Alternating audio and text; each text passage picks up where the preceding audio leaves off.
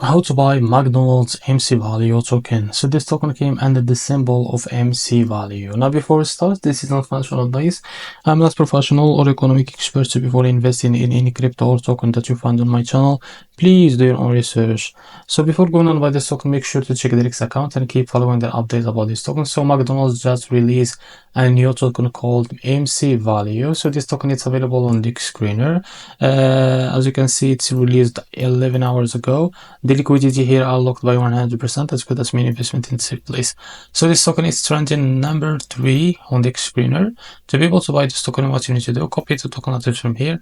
As you can see, this token address is under this one. So I'm gonna open a function wallet for that. Now here, click on swap. Make sure you have enough Solana on your wallet. Click here and paste the token on this. So this is our token. Click on it. Now here, type how much you want to buy.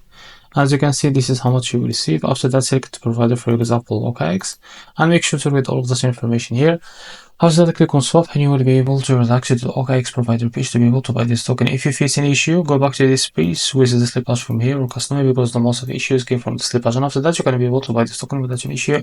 So this is how to buy MC value token. If you found this very helpful, please like and subscribe. See you in the next video.